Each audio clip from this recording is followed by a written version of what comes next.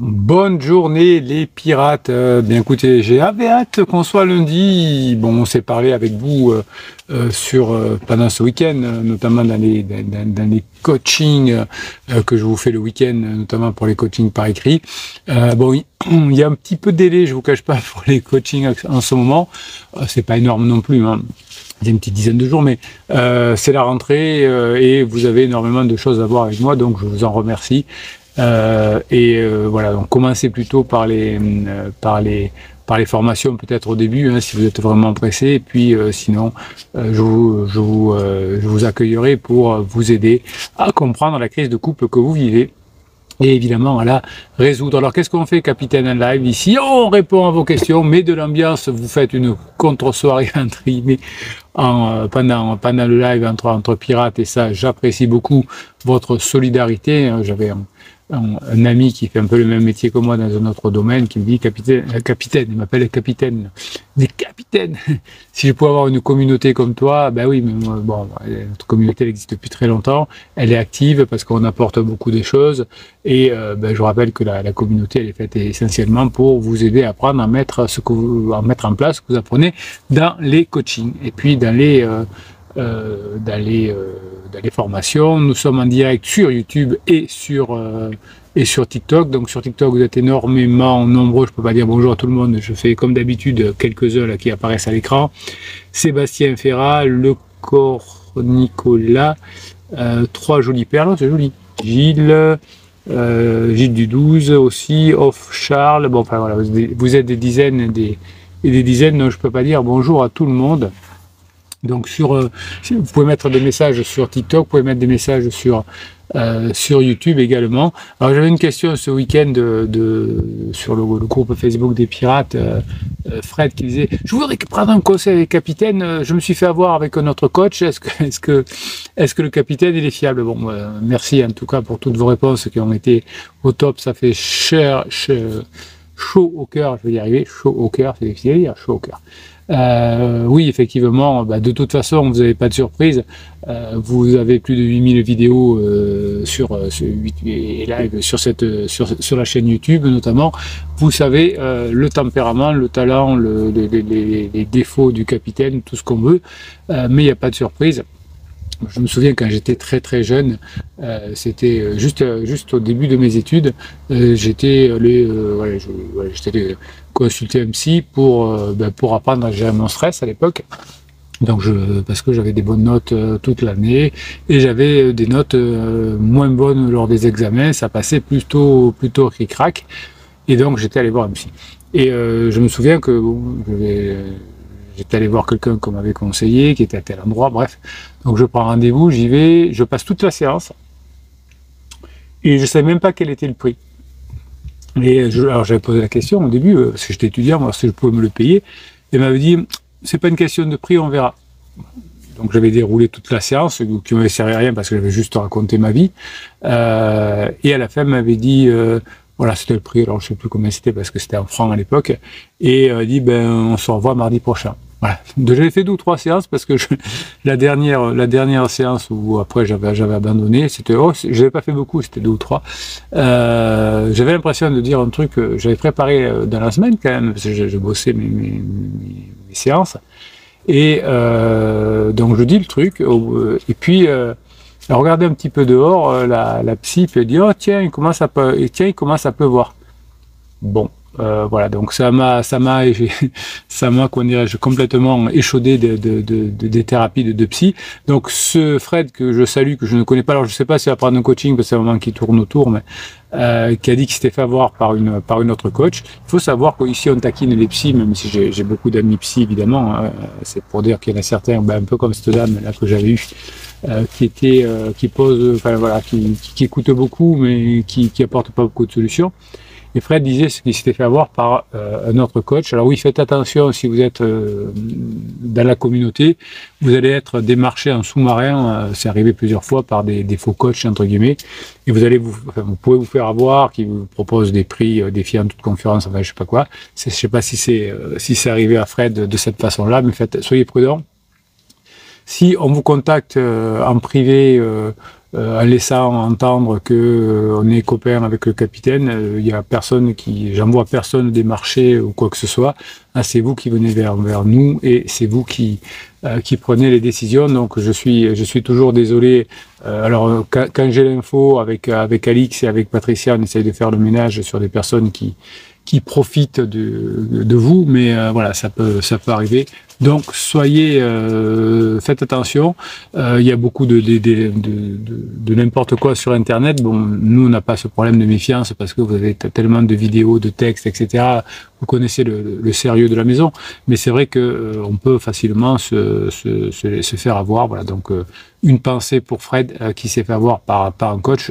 Voilà, je vous ai raconté ça parce que je taquine souvent les petits, mais il y a des coachs qui sont voilà, qui ne sont pas sérieux, qui font du mal à tout le monde. Donc dans tous les métiers, il y a des bons charcutiers, des bons bouchers, des bons, je sais pas, des bons médecins, et puis il y en a des moins bons. Voilà. Et c'est pareil chez les coachs. Donc voilà, non, je protège pas du tout la corporation parce que je sais que dans mon métier, surtout ceux qui se disent certifiés, généralement, c'est pas terrible. Alors, hop, tuc. Hop, on y va. Alors, vous m'avez commencé à mettre des messages depuis ce matin. On y va. Alors, je vous rappelle que le matin, je vous mets moi-même des petits messages sur le live, sur le... Ouh là là, il y a beaucoup de... Bon, on va regarder. Ouh là là, bon. Ouh là là, vous êtes hyper actif. Donc, je commence à répondre à quelques messages. Ensuite, je vous ferai un enregistrement, puisque je vous fais des enregistrements pendant le live. Comme ça, vous voyez comment travaille le capitaine, qu'il n'y a pas de fake, qu'il n'y a pas de prompteur, de je sais pas quoi, où voilà, on vous parle naturellement. Et ces enregistrements que je fais pendant le live, évidemment, vous écoutez pendant le live, mais ensuite, vous pourrez les retrouver plus tard sur la chaîne YouTube notamment, comme ça vous pourrez les retrouver. Voilà. Donc je vous mets le matin pour animer le live quelques petites questions qui sont dans le chat YouTube. Donc voilà, allez-y le matin, ça peut vous motiver pour trouver des questions, pour trouver des choses à dire. Alors, Gordon, oyez à tous les pirates et les piratesses et à notre vénéré Pitaine. Ça c'est bien parce que on a des personnes comme ça qui arrivent et qui disent bonjour, comme Immortal, qui dit ah, mais je crois que... Alors Immortal, je suis désolé, mais il n'y a plus vos messages. Je sais pas pourquoi. Donc ça arrive, je ne censure pas, sauf évidemment s'il y a des haters. Alors à une époque, j'enlevais même pas les haters, mais apparemment ça vous perturbe pour écouter le live quand il y a des haters qui viennent raconter des bêtises qui n'ont rien à voir ni queue ni tête. Bon, donc quand je les vois, on les masque et puis voilà. Leur but c'est d'aller de donner leur mal-être. Ben, ils auront le faire ailleurs. Hein. Nous ici, on a des enfants à sauver entre guillemets. Donc on y va. Bon, Immortal, je suis désolé, mais apparemment tout a été... Ou alors il y a marqué des messages sur mon examen. Donc des fois, vous mettez aussi des mots, sans faire exprès, dans le message qui sont... que YouTube n'aime pas. Donc qu'est-ce qu'ils font? YouTube, ils enlèvent. Ah, voilà, c'est ça. Alors on y va. Ben, d'ailleurs, c'était le cas. Immortal avait dû mettre un mot, il avait été banni par YouTube, donc je peux aller chercher... Alors on y va, donc le message banni, on va voir ce qu'il y avait, si c'était vraiment très méchant. Bonjour à tout le monde, dit notre ami Immortal. Je pense que ma criseuse est en plein carnage en ce moment. Ah, c'est le mot carnage qu'il n'a pas dû aimer. J'espère qu'on ne va pas être censuré dans le live en raison de ça. Mettez des mots plus sympas. Voilà. Elle commence à devenir violente avec les enfants, et ça... que ce soit psychologiquement et physiquement, elle les engueule pour rien du tout. On va l'afficher, il n'est pas très méchant. Alors, juste pour maintenir son image complètement fake. Oui, c'est compliqué quand on est en crise existentielle comme la femme d'Immortal, il nous raconte son histoire. Elle est en souffrance. Bon, Immortal l'est aussi, heureusement qu'il a les pirates qui l'aident aussi, mais effectivement, c'est assez fake. Hein. Comme un ado, il est assez fake pendant sa crise, et une personne en crise existentielle de la trentaine ou de la quarantaine est aussi fake. Alors, c'est aussi pour ça que les enfants, généralement, s'éloignent de la personne en crise, hein, parce que ça leur fait tellement mal. Voilà. Donc, on est on n'a pas tellement envie de vivre ça quand on est un enfant. Donc on se rapproche effectivement comment dirais-je, de son papa. Alors on y va, on continue. Je retrouve. Hein. Parce qu'en même temps, du coup, je regarde s'il n'y a pas des messages débiles comme il y a parfois, parce que je veux pas que ça vous gêne. Alors, je pense qu'elle ne se rend plus compte de la situation et qu'elle est plus abîmée. J'en pense, il y a des bien pires que ça. Oui, c'est que je vous dis très souvent en coaching, notamment, c'est que vous allez retrouver votre conjoint à la petite cuillère. Hein, voilà. Vous savez,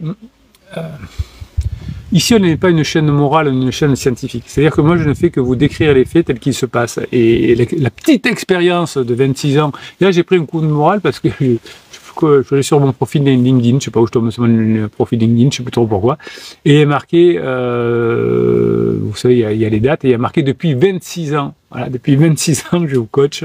Ben oui, effectivement, donc il y a un peu de data, et ce que je vous raconte, effectivement, c'est ce qui se passe. Donc, d'ailleurs, vous qui n'avez pas trop d'expérience, quand vous arrivez, vous dites ah oui, non, mais moi c'est pas pareil, etc. Et puis vous avez ensuite, au bout de quelques semaines, dit, mais capitaine, vous aviez raison, c'est exactement la même histoire que les autres.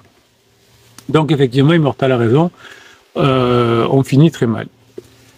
Gordon lui dit, tu as raison, elles sont toutes centrées sur elle et les enfants morflent beaucoup. Oui, alors c'est ça qui m'étonnait en début de carrière, quand après la fac, quand je faisais le début de mon métier, je me disais, mais comment un être humain qui est quand même censé tout faire pour ses enfants, pouvoir donner sa vie pour ses enfants, pendant la période de crise existentielle, les enfants passent après le pansement, passent après les cuites ou les choses comme ça.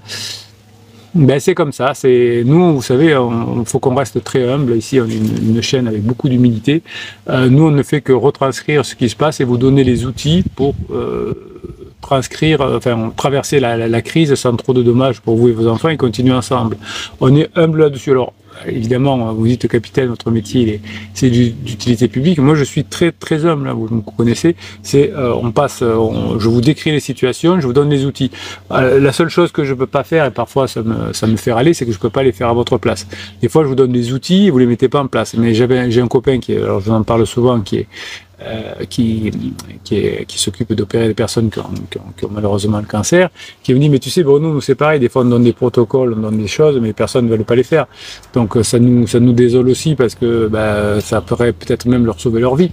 Et ils ne le font pas, donc ça m'étonne pas que des fois tu leur donnes les bons outils mais qu'ils ne les mettent pas en place. C'est l'être humain qui est comme ça, c'est à la fois la beauté et la faiblesse de l'être humain. Alors nous ici on a beaucoup de chance quand même parce que vous êtes plutôt des bosseurs et plutôt des gens qui sont carrés. C'est pour ça que vous avez autant de personnes qui reviennent ensemble. Alors il y a beaucoup de projections, je voyais ça ce week-end, une piratesse là qui est pas trop bosseuse, qui vient beaucoup se plaindre, qui est victime, mon conjoint a fait ça, mon conjoint, et qui disait oh, il n'y a pas tellement de résultats de personnes qui reviennent ensemble. Et il s'est fait tomber dessus, la pauvre. Alors soyez cool même quand les personnes disent des bêtises, parce qu'effectivement il y a des milliers de pirates qui sont revenus ensemble en 1999. Mais on a l'impression, on fait toujours des projections. Donc les personnes bosseurs, moi je suis un bosseur, enfin vous me connaissez, je prends pas de vacances, je suis là tous les jours, vous me voyez pas faire des exploits mais de la régularité. Et j'ai l'impression que tout le monde est bosseur. Mais pas forcément, hein. Mon pote coach, l'autre jour, me disait, mais tu sais, Bruno, t'as beaucoup de bosseurs sur ta chaîne parce qu'il nous suit, mais il n'y a pas tant de personnes si bosseurs que ça dans la vie de tous les jours. Et moi, j'ai un peu ce côté aussi, comme tout le monde, de faire des projections. En tout cas, ceux qui sont bosseurs y arrivent, hein, puisque c'est une des règles que j'ai compris dès l'école. Hein, les plus bosseurs y arrivent. Voilà, c'est comme ça. Il y a des personnes qui ont de la facilité, mais facilité face aux bosseurs, c'est toujours le bosseur qui gagne. Dans le sport, c'est pareil. Dans l'entreprise, c'est pareil. Alors, je pense que le maître mot, nous dit notre ami Immortal, est de protéger mes enfants. Eh oui, ça vient Immortal. Il y a une des premières formations que j'avais faites, et qui est toujours disponible, évidemment, parce que moi je triche pas, vous savez, j'ai horreur de ces marketeurs qui disent attention, une formation qui sort, et elle vaut 500 €, et attention, pendant 4 jours, elle est à 50 €, et après je la retire du catalogue. Donc, mes formations sont toujours au même prix, et quand je sors une formation, j'ai confiance réussir sans elle, je la laisse. Donc c'est pour ça que vous avez 350 formations dans le catalogue. Vous dites, capitaine, il y en a beaucoup quand même, hein, on a du mal à choisir. Bah oui, c'est comme ça, c'est comme au supermarché, on a du mal à choisir tellement il y a des bonnes choses. Et oui, alors si quand même par rapport à ça, il faudrait que je l'ai pas fait ce week-end, il faudra que je le fasse dans la semaine. Vous avez une vingtaine de formations à moitié prix, je les fais tourner, je les fais changer. Donc allez un peu tous les jours voir, je les fais changer. Donc ça c'est les cadeaux du capitaine, hein. Sur les 350, il y en a une petite vingtaine qui tournent à moitié prix. C'est pour vous faire plaisir, c'est parce que vous êtes, comme je disais tout à l'heure, des bosseurs. Donc effectivement, celle sur les enfants, je vais essayer dans la semaine, Immortal, de vous la mettre à moitié prix, cette formation pour protéger les enfants. Tiens. Allez, on va le faire un spécial Immortal. Peut-être que si j'ai beaucoup de coaching cet après-midi, mais si j'ai entre deux coachings, si j'ai 5 minutes, ou peut-être ce soir avant de dormir, je vous mettrai la formation à moitié prix. Je les ferai tourner du coup. Donc à partir de ce soir, vous aurez de nouvelles formations à moitié prix sur la chaîne. C'est le cadeau du capitaine, mais les formations sont toujours au même prix, sinon et elles restent tout le temps, sauf que de temps en temps j'en fais tourner quelques-unes pour vous être agréable si vous avez la chance. Alors elles restent pas longtemps à moitié prix puisque je les fais tourner, donc si vous en voyez une à moitié prix, allez-y, parce que peut-être que le demain il sera plus. C'est pas, je vous pousse pas à la consommation, mais c'est que je fais comme ça. Donc quand j'ai 5 minutes, je dis ah tiens, je les fais tourner, j'en fais tourner quelques-unes. Et c'est arrivé l'autre jour, capitaine, hier elle était à moitié prix, aujourd'hui, oui, mais c'est comme ça. Alors, Gordon, j'ai pas le temps de te lire, je t'écouterai le live en direct, mais je te dis déjà merci, tu es un pirate 2 au vol. Ben oui aussi. Alors j'ai peut-être sauté du Gordon, hein, certes c'est possible. Oui, non, oui, ah oui, ah oui, oh là là. Mais vous écrivez trop, vous êtes trop fort, hein. Qu'est-ce qu'il nous dit, Gordon? J'ai amené mon fils chez la sœur de Cricri. Alors, mon fils chez la sœur de Cricri, donc chez la tante de vos enfants. Celle qui s'est prise pour Dieu en me disant que ma femme ne reviendrait pas vendredi. Ah oui, oui, d'accord. Oula, faut que je vous suive. Parce que des fois, vous me dites, mais capitaine, vous vous souvenez de moi? On a fait un coaching il y a 3 mois. Vous savez, coaching, on est toute la journée, et des pirates, je l'accompagne toute la journée. Rafraîchissez-moi la mémoire. Non, c'est aussi pour moi très important quand on a fini le coaching, d'oublier un peu, parce que d'abord, ça me permet de ne pas vous donner des informations sans faire exprès lors d'un live ou lors d'une vidéo, sans faire exprès de dire, ah, purée, je raconte une histoire, je dis, ah, mais non, c'était dans un coaching. Donc, je les oublie, comme ça, c'est mieux. Et vous, ça vous oblige à me redire un peu ce qu'on s'est dit en 4 minutes. Ça vous fait du bien. Alors, donc oui, c'était Gordon, j'avais dans le live de vendredi, je m'en souvenais pas, sa belle-sœur, donc la femme de sa sœur, qui avait dit « Elle ne reviendra jamais ». Donc elle se prenait pour Dieu qui connaît l'avenir. Apparemment, il n'y a que l'avenir il y a que Dieu qui connaît l'avenir. Et encore, je sais pas. Voilà, bon, je sais pas. On ne sait pas. Et elle se prenait pour Dieu. Oui, elle ne reviendra pas. Hein, comme le coach qui vous dit, oh, de toute façon, les femmes ne reviennent pas ou les hommes ne reviennent pas. Pourquoi mentir? Pourquoi mentir? Donc, alors, Gordon, il dit, alors qu'est-ce qu'il dit, Gordon? Ma femme est descendue récupérer, donc mon fils, je suppose, et m'a dit, tu es très beau avec tes nouvelles fringues et avec un sourire coincé et des larmes aux yeux. Et oui, pour Gordon aussi, où c'était très compliqué il y a quelques semaines, oui, Gordon, il bosse bien et ça se voit dans son être intérieur et aussi extérieur. Donc bravo, Gordon. Je lui ai indiqué que c'était au cas où je croiserais Brad Pitt qui prépare un film. Elle a éclaté de rire, puis elle m'a dit « Allez, on monte !» et elle m'a caressé l'épaule. Et oui, vous voyez qu'il n'y a pas de secret, hein. Je vous le disais tout à l'heure, hein, le travail finit par payer. Si on ne travaille pas, c'est compliqué, mais si on travaille, il y a de quoi faire. Alors, Immortal nous dit « Ma femme fait des faux mots d'absence au niveau de l'école. Elle ment au point de mettre mal à l'aise les enfants. Elle a soi-disant des rendez-vous professionnels, c'est pour ça qu'elle ne les amène pas à l'école, alors qu'ils sont au parc d'attractions. Déjà une semaine de loupé au niveau de l'école. Oui. Alors, vous ferez la formation Immortal que je vais vous mettre à moitié prix, là. Pour les autres, vous pourrez aussi. Alors, je vais pas la laisser longtemps parce que ça tourne, comme je le disais tout à l'heure, mais oui, on va voir comment réagir ensemble. Donc Gordon, cette semaine j'ai fait la formation sur la masculinité, la formation sur le charisme et la formation phase 4 en boucle. Alors vous avez plusieurs formations sur la phase 4, vous me dites souvent laquelle, capitaine? Celle qui parle vraiment de la phase 4, c'est règles de fonctionnement de la phase 4, la phase de grande intimité. Après vous en avez 3 ou 4 autres formations qui vous amènent à la phase 4, vous verrez. Donc celle qui, vous m'avez encore demandé ce matin, c'est règles de fonctionnement de la phase 4 dans le coaching.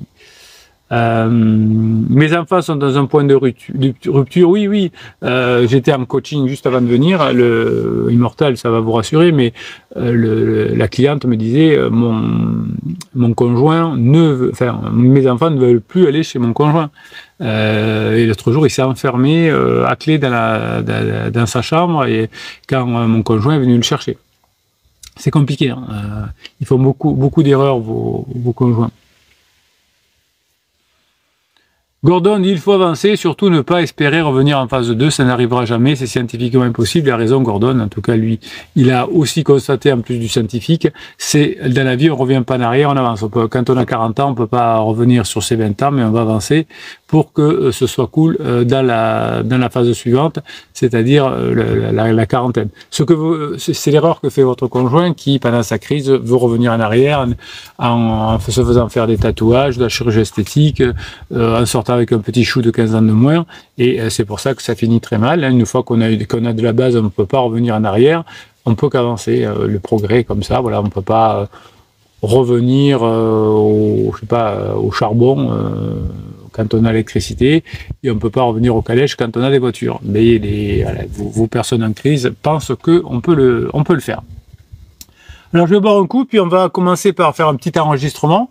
Alors vous adorez ça s'appelle les réactions à des articles que vous m'envoyez. Donc envoyez-moi des articles et je les découvre en même temps que vous et on va le lire ensemble. Vous adorez ça. Je fais un enregistrement de façon que vous puissiez ensuite le revoir tout seul.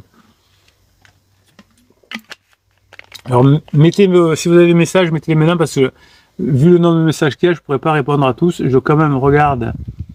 Hop, on va faire un truc. Je regarde s'il n'y a pas des haters à virer. Donc ce que je fais, parce qu'après j'ai un peu de mal pendant non, apparemment c'est bon.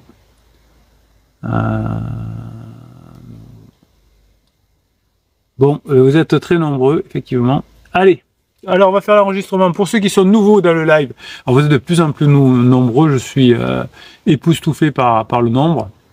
Alors, c'est pas tellement le nombre qui compte, c'est la qualité, mais c'est quand même agréable de voir que vous êtes de plus en plus nombreux. Alors, des fois, ça dépend des jours, en fonction des algorithmes, etc., mais c'est impressionnant le nombre de personnes qui rejoignent cette team.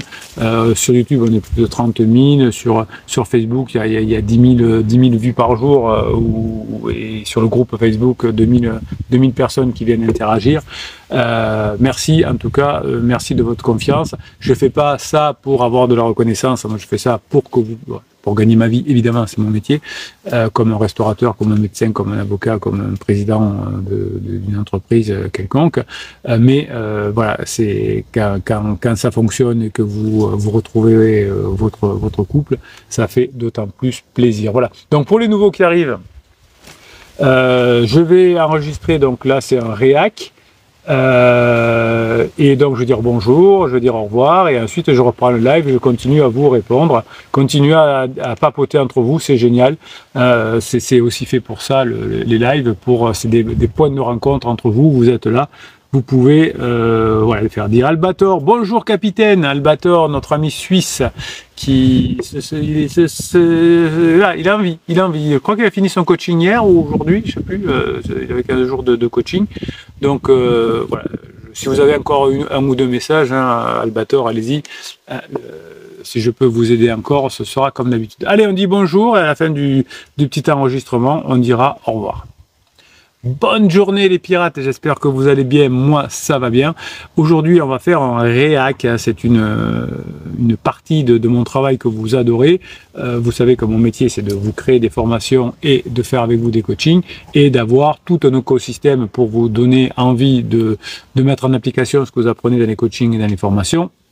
Et donc, dans l'écosystème, il y a des lives, il y a des vidéos courtes, il y a des textes, il y a des vidéos plus longues et il y a des réacs. Hein. Vous m'envoyez des articles de presse et je les découvre au moment de faire l'enregistrement et un peu comme un coaching finalement. Et voilà, c'est naturel, c'est authentique. Et vous pouvez me dire aussi en commentaire ce que vous en pensez. Donc, vous m'avez envoyé un article de Stephen Edger, que je ne connaissais pas. Donc, c'est souvent des articles en américain, comme on voyait, enfin en anglais plutôt. Ouais. Et voilà, donc on y va. Il s'appelle « Trop de gens regrettent d'avoir divorcé une fois la poussière a retombé ». Oh, c'est joli, la poussière a retombé. Oui, au début, c'est tout feu, tout flamme. Hein, et puis, et puis ensuite, effectivement, c'est plus compliqué. Alors tiens, oui, rien que le titre, ça me rappelle une anecdote que je vais vous raconter. C'est un coaching qui s'est passé. On est quoi aujourd'hui, le jour où on enregistre, on est lundi. Donc c'était la semaine dernière, je sais plus exactement. La personne, effectivement, au moment de la séparation, était tout feu, tout flamme, c'est-à-dire que c'était mon pansement, c'est mon âme sœur, c'est merveilleux, on va faire plein de choses, etc. Et au moment du coaching la semaine dernière, c'était devenu le paria, le pansement, qu'il y avait menti, qu'il y avait fait, qu'il était un pervers narcissique, etc. Donc ça tourne beaucoup. Vous avez sur le groupe Facebook une personne qui s'appelle Yakari, Yakari le vrai je crois, qui toutes les semaines, tous les lundis, nous fait une bande dessinée sur votre travail, sur les pirates, sur le déclaratif, etc. Vous irez voir sur le groupe Facebook, j'essaye de les mettre à la une quand j'y pense. Vous verrez, c'est merveilleux. Il est très doué. Alors, il n'a jamais voulu divorcer, mais ses regrets l'ont poussé à vouloir le récupérer. Une histoire de regret de divorce très triste, nous dit Stéphane, qui a changé toute sa vie et la vie de son enfant. Oui, les enfants, moi je fais ce métier-là aussi depuis 1999, pour que les enfants continuent à grandir avec leurs parents. Ça, vous savez que c'est mon dada, mon leitmotiv. Faut pas toucher un cheveu des enfants, c'est sacré, comme les personnes âgées, pour le capitaine en tout cas. Alors, une histoire de regret de divorce très triste qui a changé toute sa vie, la vie de son enfant, qui n'a pas eu malheureusement l'enfant son mot à dire dans son erreur. Elle m'a dit, mais je suis confuse, pourquoi étais-je aussi sûre de vouloir divorcer? Oui, parce qu'à un moment donné, les personnes... Alors, elles sont sûres de vouloir divorcer, mais souvent, elles passent pas à l'action. S'il n'y a pas de propulsion, il n'y a pas une action. Alors si sur le court terme, on va avoir un avocat sur un coup de colère, sur un coup de pression de pansement, mais ça dure pas parce que la crise, elle est en dents de scie, il y a des tops et il y a des downs. Donc en down, peut-être que la personne va aller voir son avocat, que elle recevra une lettre d'avocat, mais il se passe rien ensuite. Enfin, si vous changez, évidemment, si vous vous transformez avec les coachings et avec les formations, bien évidemment. J'aime bien raconter cette anecdote. Alors maintenant, elle a peut-être une quinzaine d'années, mais je l'aime bien. Un jour, il y a une cliente qui m'appelle en panique et qui veut un coaching en urgence. Donc, le coaching en urgence, c'est un coaching qui dure 30 minutes et que je vous donne un rendez-vous dans les 48 heures. Pour les autres coachings, il y a un peu plus de délai. Je peux pas me casser en quatre. Hein. Je peux pas prendre des stagiaires qui font les coachings à ma place. Donc voilà. Donc on prend un coaching en urgence. Donc je réserve quelques créneaux pour les coachings en urgence. Et elle me dit, capitaine, je suis stressé. Je viens d'avoir un appel de mon avocat. J'avais pas de nouvelles de lui. Alors on était en octobre, donc ça tient, on est presque à l'anniversaire. Depuis le mois de mars, donc je suis en panique. Alors bon, je calme la personne, c'est mon métier aussi par rapport au stress. Et puis on dit, écoutez, appelez votre avocat. Je calme bien la personne, je lui donne quelques questions à poser à son avocat et il dit, on se rappelle, après je vous reprendrai pour la suite du coaching en urgence, il n'y a pas de souci. Donc la personne me rappelle, mais alors très très rapidement, genre dans les 30 minutes, elle m'a rappelé, avec un grand soulagement, c'était pas la même voix, elle me dit, capitaine, vous aviez raison, parce que j'avais dit, s'il faut, c'est juste pour savoir un peu où vous en êtes, qu'est-ce qu'il y a de nouveau. Et il dit, capitaine, vous avez raison, c'était juste parce que c'était la rentrée et mon avocat avait demandé à son assistante un peu de faire le point sur les dossiers en cours. Et il s'est aperçu qu'il n'y avait aucune nouvelle depuis le mois de mars, donc on était 6 mois après. Et l'avocat en réalité a appelé pour demander s'il voulait qu'il recontacte son confrère pour savoir où ça en était. Et ben, évidemment, on avait préparé ça en coaching. On a dit non, non, surtout vous ne faites rien. Alors, les avocats n'aiment pas trop le capitaine, entre guillemets, parce que comme il y a beaucoup de personnes qui reviennent ensemble, les coachings font que les interventions des avocats s'arrêtent. Bon, du coup, ils sont pas très contents. Enfin, c'est pas vrai, parce que la plupart sont quand même heureux quand vous revenez ensemble. Il y a des avocats qui sont bien aussi. Voilà. Donc, ça peut arriver effectivement que vous ayez un moment de panique en disant mon conjoint est très déterminé, il a pris rendez-vous chez l'avocat. Donc entre le moment où on prend le rendez-vous chez l'avocat et le moment où éventuellement on passerait devant un juge, il y a plusieurs mois, voire plusieurs années, et il y a plein de personnes qui reviennent quand même après avoir, comment dirais-je, divorcé. Tuc. Alors, que faites-vous lorsqu'un conjoint est convaincu que le mariage est terminé, mais éprouve plus tard des regrets, nous dit l'article. Malheureusement, de nombreux couples ne sont pas conscients des ravages que leur esprit peut exercer sur leurs pensées, alors qu'ils luttent pour donner un sens à leur crise conjugale. Oui, c'est ça que je voulais vous raconter aussi, j'ai trop d'idées dans la tête, sur le coaching de la semaine dernière, où cette anecdote, c'était que la criseuse était fan d'une copine qui était divorcée et qui lui avait dit que c'était trop bien de divorcer, que c'était génial et que voilà. Donc du coup, elle a fait beaucoup la bringue avec ce pansement qui était une autre femme divorcée. Donc là, il n'y avait pas de relation adultère. Enfin, on ne sait pas, mais probablement pas. Et dans un premier temps, eh ben la personne divorcée a fait une espèce de burn-out d'après mon client, c'est-à-dire qu'elle est restée couchée 3 mois. Alors certainement aussi la fête, etc. Et après le burn-out, s'est remis en couple. Voilà. Donc alors pas avec son ex-mari parce que je pense qu'elle était trop où son ex-mari n'a pas voulu, mais elle qui disait c'est trop bien d'être divorcée, on est libre, etc., elle s'est retrouvée avec quelqu'un et elle a abandonné la femme de mon client, oui, c'est dans le bon ordre, des fois je sais plus, la femme de mon client, voilà, donc, souvent les personnes qui ont divorcé veulent attirer d'autres personnes qui divorcent dans leur clan des divorcés, comme on dit, pour se dire, ah ben non, vous voyez, tout le monde divorce, donc je suis pas si nul que ça, et je suis pas si méchant que ça, et puis cette personne-là, après avoir fait un burn-out où c'était génial d'être divorcé, non, c'était pas du tout génial, et puis la personne s'est évidemment ensuite remis en couple. Alors je sais pas ce que ça va donner parce que ça ira peut-être pas très loin, mais en tout cas la femme de mon conjoint la femme de mon client n'avait plus de nouvelles de son ex-pansement divorcé, qu'elle s'était trop bien de divorcer. Alors je vois un bon nombre, dit Stéphane, un bon nombre de couples qui se sont séparés avant de me voir, donc il doit être thérapeute, je pense, quelque chose comme ça, ou coach. Alors, je vois un bon nombre de couples qui sont séparés avant de me voir et qui, des mois ou années plus tard, viennent à ma séance avec le besoin d'aide pour comprendre ce que signifie un divorce et comment ils peuvent s'assurer que cela ne se reproduise plus. Voilà. Oui, ça arrive souvent, hein, qu'on divorce, même devant le juge, et qu'on se retrouve. Et là, les personnes qui viennent voir mon confrère américain, un coach, sont plutôt intelligentes parce qu'ils disent on ne veut pas faire la même erreur. Lorsque nous rencontrons des problèmes relationnels, nos sentiments sont bien sûr réels. Oui, évidemment, vous souffrez et je le sais. Nos sentiments sont bien sûr réels, mais le sens que nous leur donnons ne sera pas aussi factuel que nous pourrions le penser. Une étude a été menée et a révélé qu'au moins 50% des personnes qui ont choisi de divorcer ont regretté leur décision une fois la poussière retombée.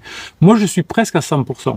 Sauf que il y a des personnes qui veulent pas l'avouer, mais il y a toujours une fenêtre de regret. Moi, en tout cas, j'ai toujours vécu une fenêtre de regret dans les clients que j'accompagnais. Vous pouvez parier qu'avant leur divorce, ils étaient convaincus à 100% que c'était la bonne décision. Oui, quand votre conjoint, quand vous l'avez chauffé, qui vous dit c'est fini, je ne reviendrai plus, au moment où il le dit, il le pense. Mais après, ça change. Je me souviens d'un couple, lors d'une séance, il y a 3 ans, elle était déterminée à quitter son mari. Ils avaient un fils de 2 ans plus tard et allait connaître le regret de son divorce. Elle était fermée et totalement détachée émotionnellement. Elle disait n'avoir aucun sentiment pour lui et que c'était fini entre eux. Je n'étais pas convaincu qu'elle faisait la bonne chose, alors je lui ai dit. Mais elle était déterminée à partir. Vous voyez qu'il y a des bons coachs ou des bons psy, parce qu'apparemment il est coach, qui disent attention avant de partir quand même, réfléchissez. Alors que vous avez malheureusement des centaines de témoignages de psy qui disent oh faut divorcer, de toute façon tout le monde divorce aujourd'hui, puis on a plusieurs vies. C'est souvent d'ailleurs des psys qui ont eux-mêmes divorcé. 3 mois, alors je n'étais pas convaincu qu'elle faisait la bonne chose. 3 mois après l'avoir quitté, elle a convoqué une séance en urgence. Ah ben tiens, il a des coachings en urgence lui aussi, avec moi, et elle a parcouru des milliers de kilomètres pour passer une journée avec moi. Alors avec le capitaine, c'est plus facile parce que ça se fait par téléphone. Alors pourquoi ça se fait par téléphone? Parce que j'ai remarqué que c'était plus efficace. Les personnes qui sont en coaching avec moi me disent c'est cool parce que je le fais de chez moi, je suis en t-shirt, je suis dans mon endroit préféré, je suis décontracté, je peux marcher, je peux aller dans la campagne. Et quand vous allez dans une séance chez le psy, il vous faut partir avant, vous garer, payer le parking, attendre, vous habiller pas comme d'habitude, attendre que la psy ou le psy vous prenne, ils sont souvent en retard. C'est un enfer, donc on est super stressé, on n'en profite pas. L'avantage d'être au téléphone, alors d'abord, je suis tout le temps à l'heure, à 1 minute près, alors, des fois 2 minutes, et au moins, d'ailleurs merci pour vos compliments par rapport à ça, mais c'est mon tempérament d'être à l'heure, c'est comme ça. Et évidemment, c'est plus agréable pour vous, il n'y a pas besoin de faire des milliers de kilomètres comme pour Stéphane. Alors on continue.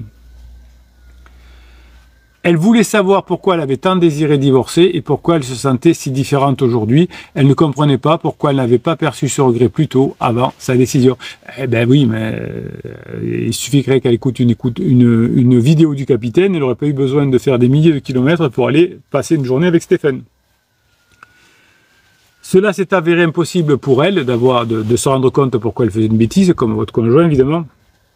Car même si elle n'avait jamais vraiment voulu divorcer, il s'est rapidement tourné vers celle qui s'est avérée être sa nouvelle épouse. Je ne comprends pas trop.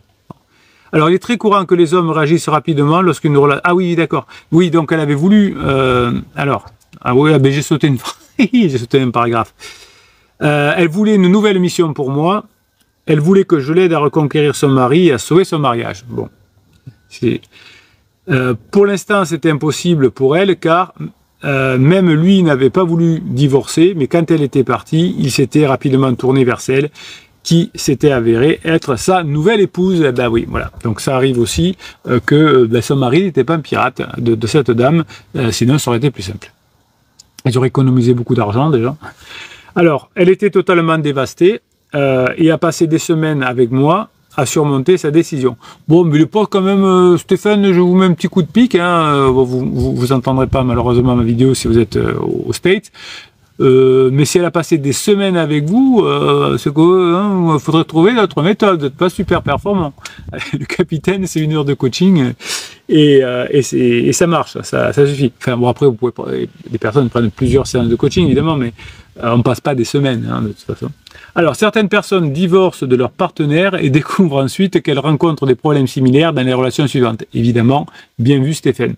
Elles sont alors confrontées au regret du divorce. Et oui, quand ça commence à coincer avec pansement et que vous avez bien travaillé sur vous et que vous êtes transformé, c'est là que vient la fenêtre de regret.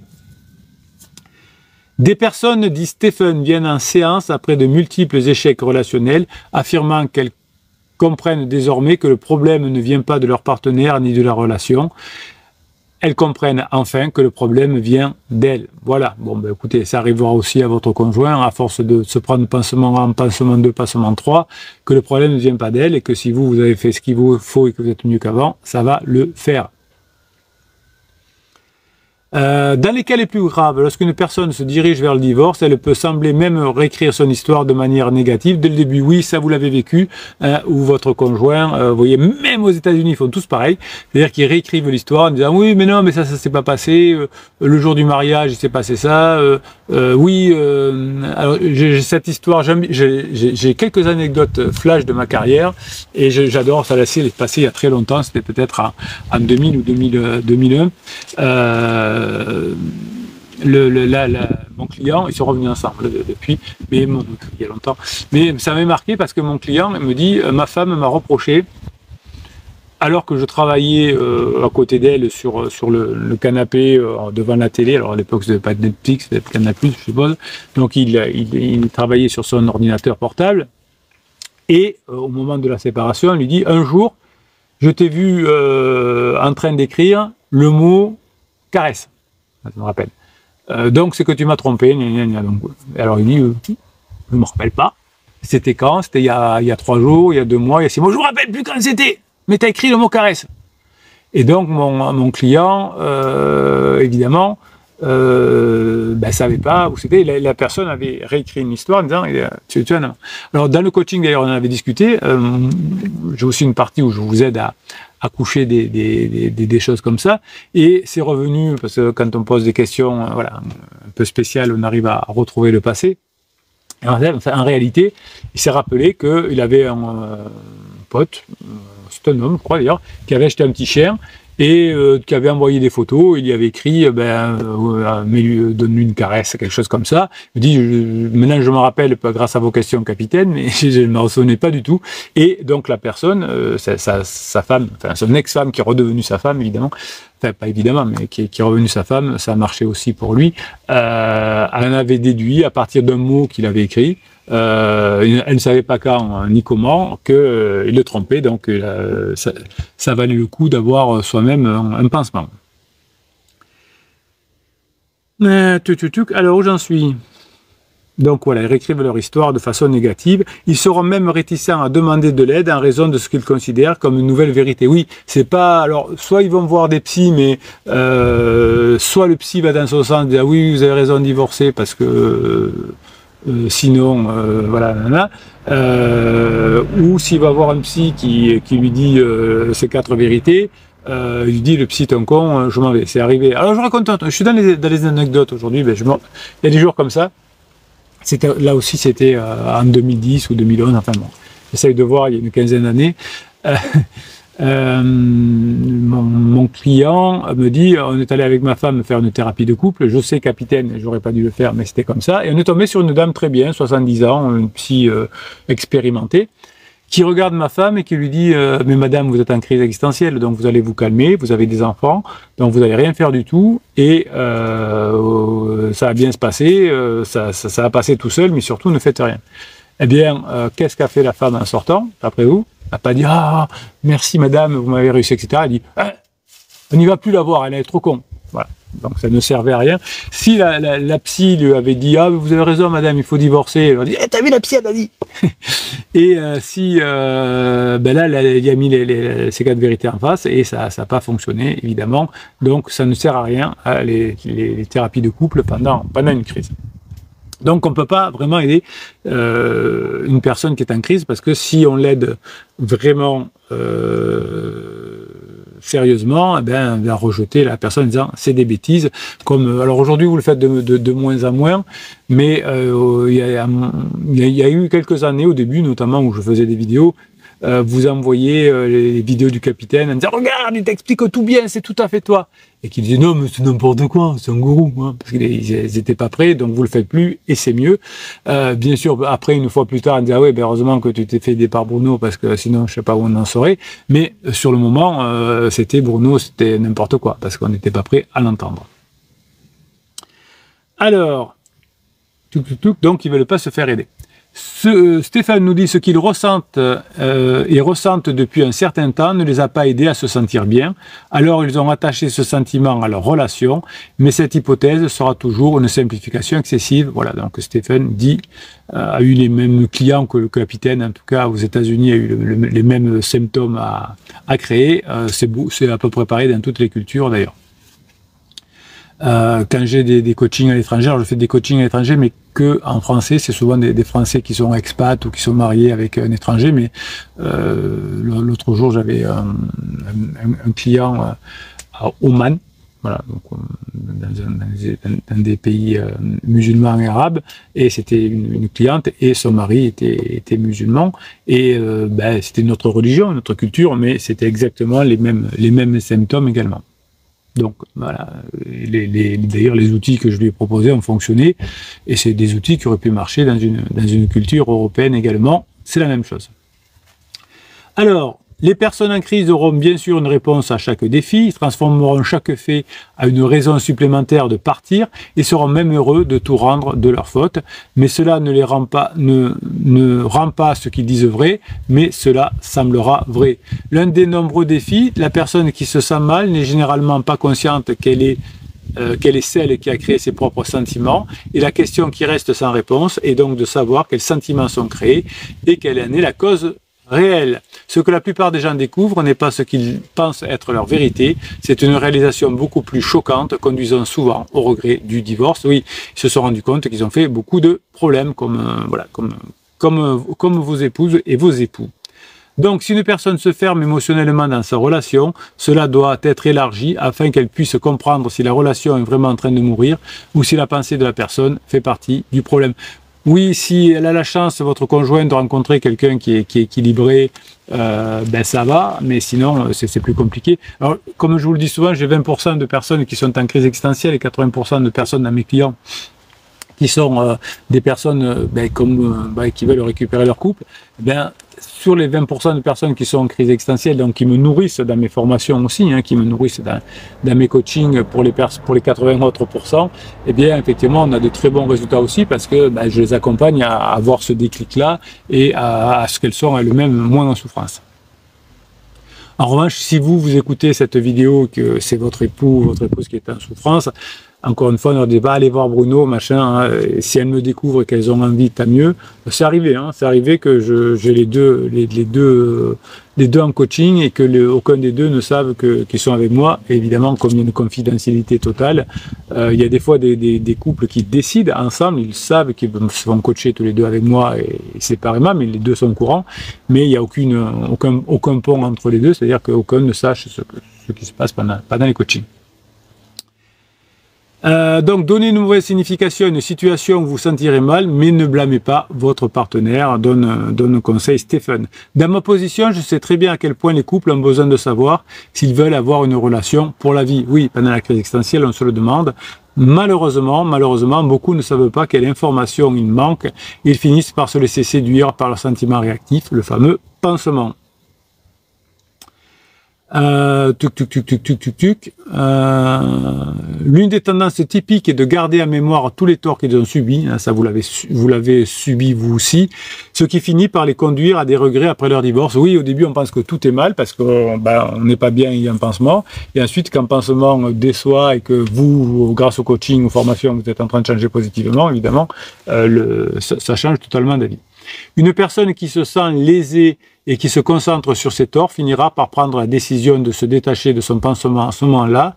Ce n'est qu'une question de temps avant qu'elle ne se sente si engourdie, qu'elle se sente désormais en sécurité pour quitter le mariage. Voilà, c'est exactement ce que dit le capitaine aussi, c'est qu'au début le pansement il est génial et qu'après on s'aperçoit qu'il est tout pourri.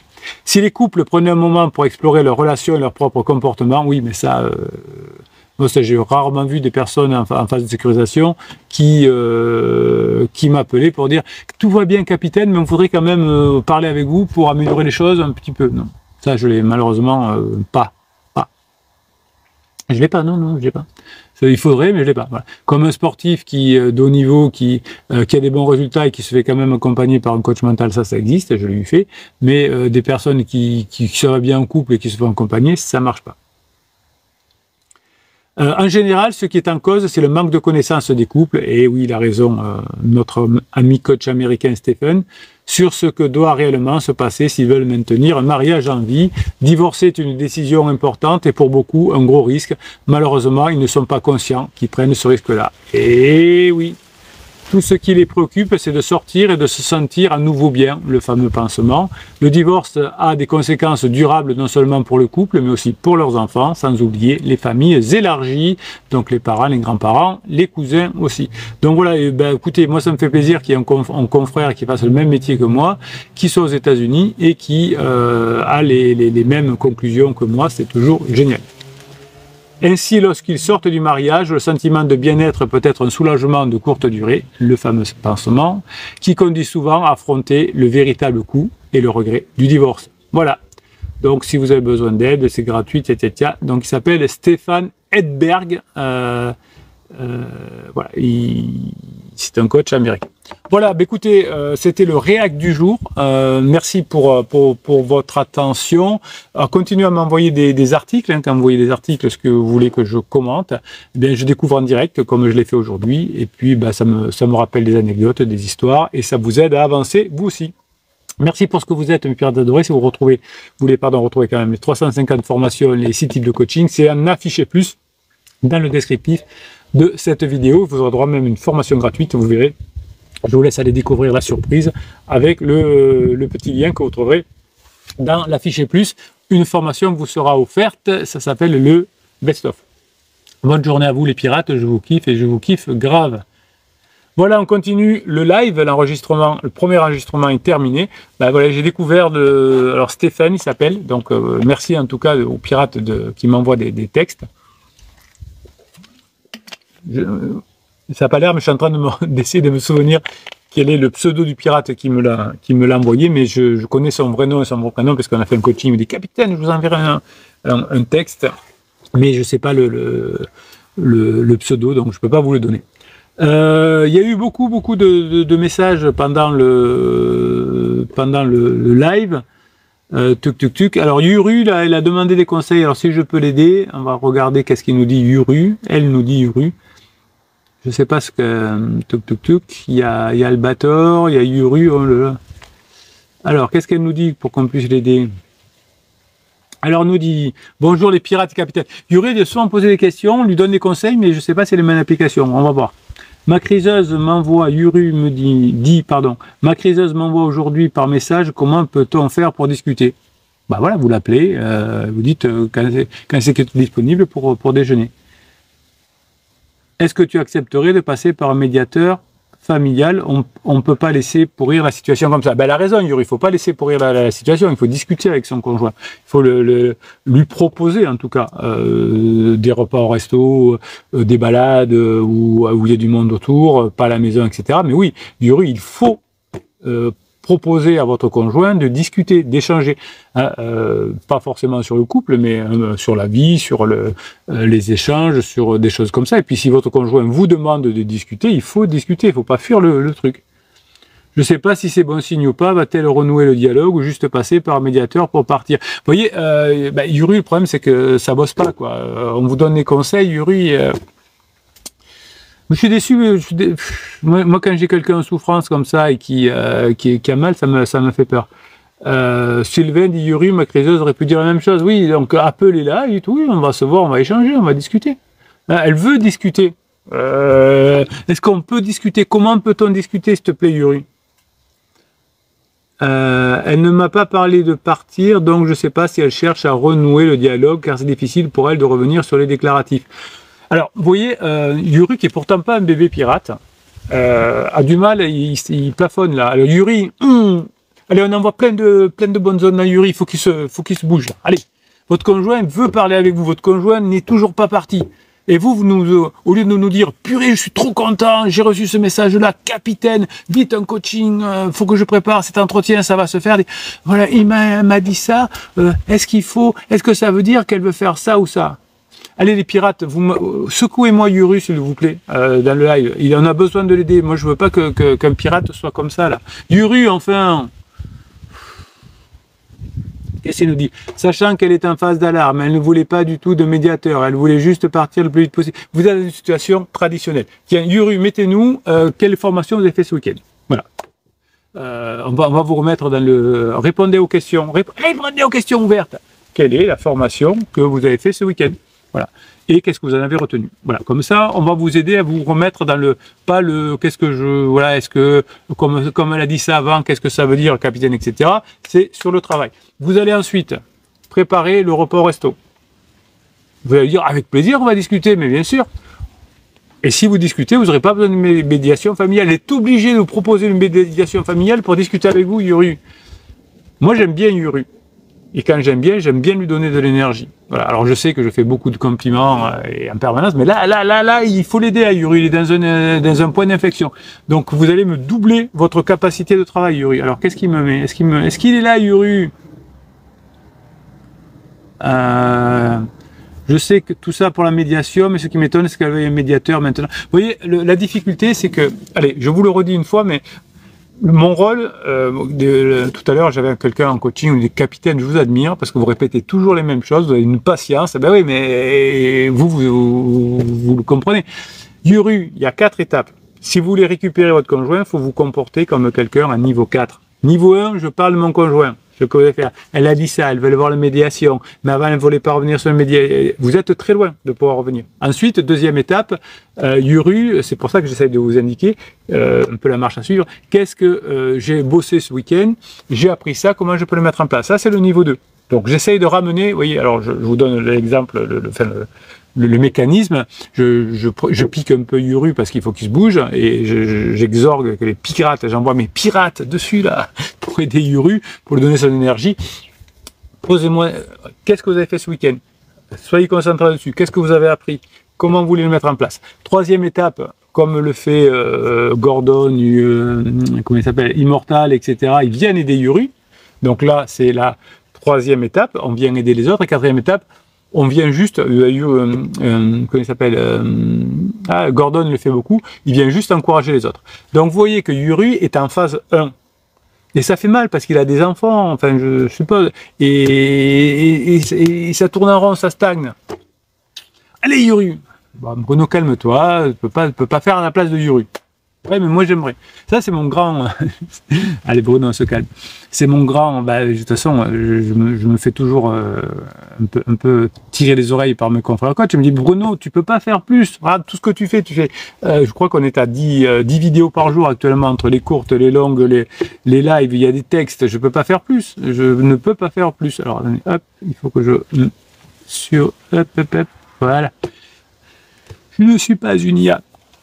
Ah oui, je peux pas faire plus, mais moi ça me frustre. Voilà, et Yuru, il est à ça d'y arriver et ça se fait pas. Alors est-ce qu'il a fait des choses?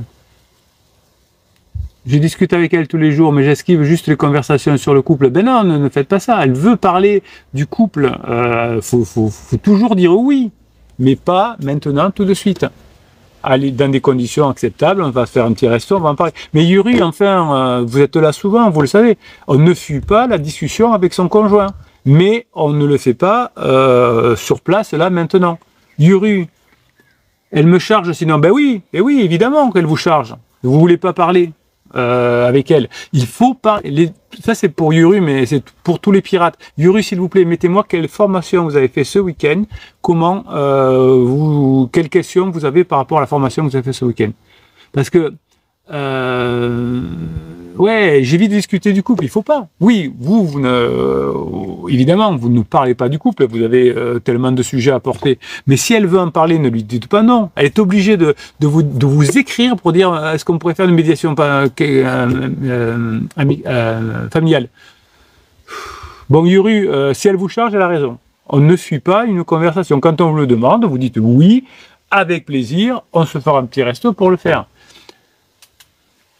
Imaginez que vous avez envie de discuter avec votre conjoint et que vous dites non, je ne veux pas discuter au bout d'un moment.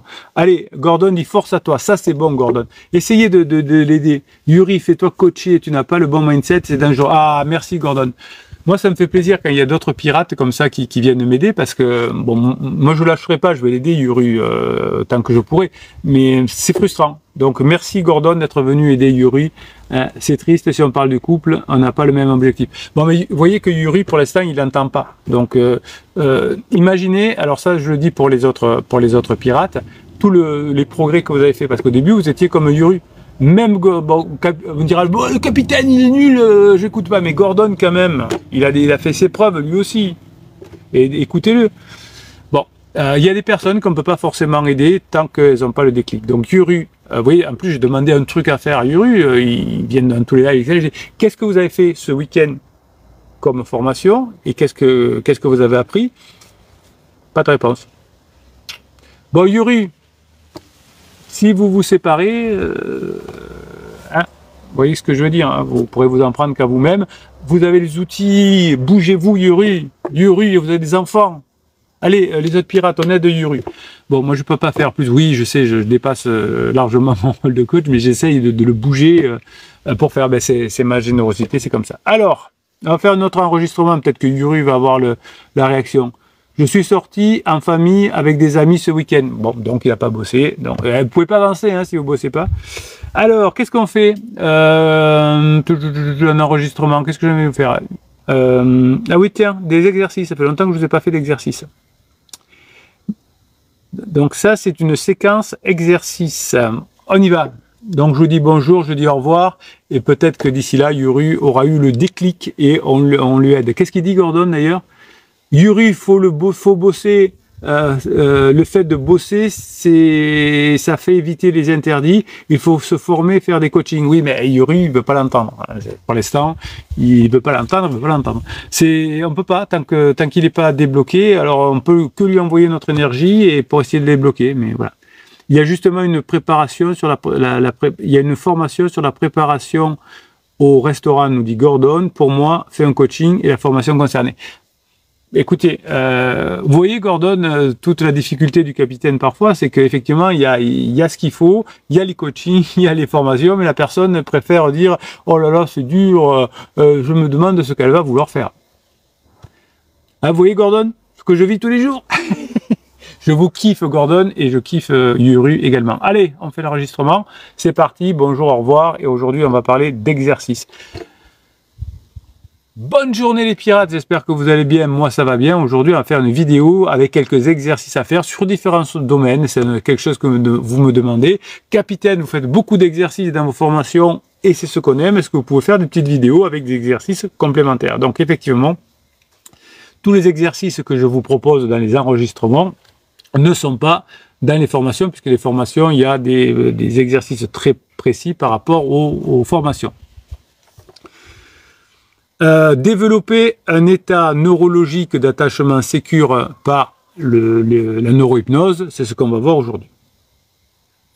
Donc l'idée, c'est de vous mettre en sécurité. Quand vous avez un peu peur, quand votre conjoint vous a fait un déclaratif, quand votre conjoint vous a dit « il faut qu'on parle », quand votre conjoint vous dit « j'ai un pansement », il faut que vous soyez sécure pour sécuriser votre conjoint. Donc, vous allez vous asseoir, vous allez vous allonger, vous allez mettre un fichier de neurohypnose. Les neurohypnose, ce sont des fichiers que je vous offre dans chacune des formations. Il y a 350 formations, dont 350 fichiers de neurohypnose différents. Et vous allez essayer de voir en écoutant tranquillement. Alors, c'est de la musique, c'est des ondes binaurales qui calment votre cerveau, c'est des sons EMDR aussi qui font toc, toc, toc, toc, qui vont vous aider à éliminer un petit peu des pensées négatives du passé. Et puis vous avez la voix du capitaine qui est en subliminal, vous l'entendez pas ou très très très peu. Et des fois on dit capitaine, on n'entend pas votre voix. Oui, mais c'est normal, c'est comme ça, et qui rentre directement dans votre inconscient.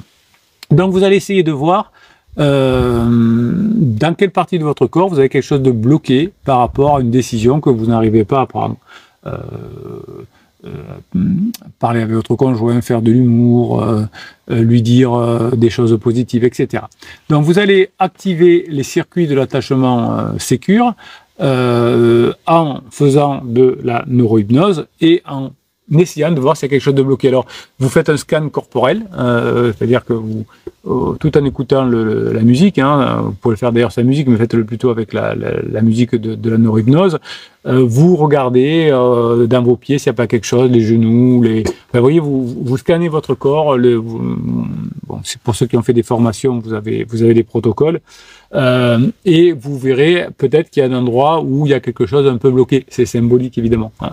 Et donc vous allez imaginer que, admettons que vous ayez une petite pointe dans la poitrine, que cette pointe elle va partir, que vous allez l'imaginer en train de sortir de votre corps, vous la jetez, vous la mettez dans un feu, etc.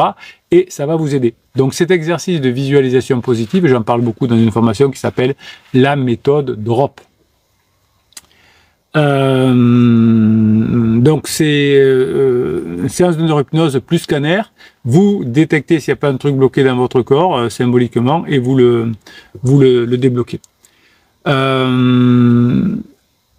Autre exercice, le projet de compétences magnétiques fondamentales. L'objectif, c'est d'acquérir une compétence plutôt complexe et socialement valorisée qui va démontrer intrinsèquement des qualités attractives. Alors, quelles sont les qualités que votre conjoint va apprécier dans la phase 4 ? Acquérir une compétence complexe comme la discipline, comme la créativité, ou comme la connaissance, le savoir, hein, donc vous apprenez dans les formations, et ça va vous permettre d'avoir ce que j'appelle une nouvelle encre identitaire. Donc vous allez montrer à votre conjoint que maintenant vous êtes plus discipliné, que vous êtes plus honnête, que vous voyez, c'est un peu ces vertus cardinales là que vous allez acquérir au fur et à mesure des formations et qui vont vous rapprocher de votre conjoint. Donc ce processus va déclencher ce qu'on appelle la neuroplasticité qui va dépendre de l'expérience, et par l'expérience que vous allez déclencher de nouveaux fonctionnements cérébral. La volonté, la discipline, hein, ce sont des choses qui sont admirables. Il y a rarement quelqu'un qui « Oh là là, lui il est trop nul, il est trop discipliné. » Bon, ça n'arrive pas. Hein, lui il a trop de volonté.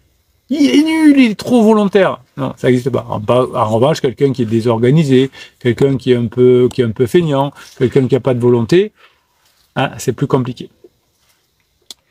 Donc la philosophie grecque définit l'excellence, hein, qu'on appelle l'arête en philosophie grecque. Vous avez une formation complète d'ailleurs sur la philosophie grecque et comment elle va vous aider à récupérer votre conjoint, notamment la philosophie stoïque. L'excellence va vous permettre de réaliser votre plein potentiel. En cultivant une compétence jusqu'à la maîtrise, vous ne faites que passer le temps, vous pratiquez la vertu de l'accomplissement, un pilier de l'épanouissement. Donc accomplissement, épanouissement, hein, vous bossez sur des vertus cardinales. Donc vous allez identifier une compétence, hein, vous pouvez lister 5 compétences qui vous ont toujours fasciné, qui sont perçues comme difficile, parce que c'est facile de dire boire des coups, sortir avec des amis, aller faire la fête ou des choses comme ça. C'est pas une compétence très compliquée, donc pas admirable. Hein. On admire des personnes qui font des choses difficiles après entraînement. Je peux admirer quelqu'un qui fait des sauts périlleux si je sais pas en faire. Je peux admirer quelqu'un qui écrit de la très belle poésie parce que j'écris très mal, par exemple. Voilà. Mais en revanche, si je suis un bon poète, je vais pas forcément admirer quelqu'un qui est moins bien que moi. Donc faites plutôt des compétences difficiles, hein, parler une nouvelle langue un peu exotique, jouer des morceaux de musique complexes, maîtriser l'art de la photographie. Les feignants apprennent des choses faciles et finalement se retrouvent noyés. Alors dans le domaine professionnel, on appelle ça les océans rouges. Vous savez, les personnes en crise notamment vont choisir des métiers un peu faciles, thérapeutes, ils apprennent un peu à faire des passes magnétiques, des petites choses comme ça, donc c'est hyper facile à faire, mais sauf qu'ils vont se retrouver avec des milliers de personnes qui ont appris des compétences difficiles. Et qui sont peu agréables. Donc si je veux faire du marketing, je sais pas quoi, moi je suis nul en ça, donc je ne peux pas vous aider, mais des trucs un peu qui sont un peu sexy, etc. Ben, ce qui est facile et agréable, vous avez plein de choses, de personnes qui vont le faire, donc ce sera pas du tout admirable. Vous allez vous noyer. En revanche, alors on va prendre un exemple professionnel, quelqu'un qui fait un truc très dur, très difficile, où il faut se lever très tôt le matin, etc. sera admiré. Parce qu'il fera quelque chose que d'autres ne peuvent pas faire. Donc pour vous, c'est la même chose, vous allez être admiré par votre conjoint parce que vous avez appris des compétences complexes hein, dans le sport, dans la musique, dans l'art et qui vous ont demandé un travail important. Donc le fait d'apprendre une connaissance un peu compliquée, donc ici on apprend notamment aussi la neuroscience, on apprend la philosophie, on apprend la psychologie cognitive, on apprend les fondements de chacune des religions qui sont des choses un peu difficiles à comprendre, qui ont une grande valeur puisqu'il y a des milliers d'années dont on parle de toutes les religions monothéistes, donc ça a plusieurs milliers d'années, donc c'est une grosse valeur. Les neurosciences, il faut compliquer tout ça, la science en général, les maths, tout ça va vous rendre admirable. Donc apprenez plutôt des choses admirables, des connaissances admirables qui vont faire que votre conjoint va voir, et vos amis aussi, qu'il y aura un vrai impact. Donc par exemple, vous pouvez ensuite combiner ceci. Si vous apprenez à parler l'italien, par exemple, vous pourrez parler de la culture romaine. Si vous apprenez l'informatique, vous pourrez apprendre à coder une application qui va aider des personnes en difficulté. Donc vous allez apprendre avec la formation sur le storytelling à raconter des histoires. Bref, vous allez, à partir de formation, à partir de coaching, vous allez apprendre des choses exceptionnelles et vous allez montrer à votre conjoint que vous êtes devenu exceptionnel. Et donc vous allez ensuite, une fois que vous serez devenu un peu exceptionnel sur des choses difficiles, admirables, ben, vous allez en faire, entre guillemets, votre montre, comme on dit, hein, votre pub. Vous allez peut-être faire des petites vidéos sur Instagram, sur Facebook, sur TikTok, sur YouTube.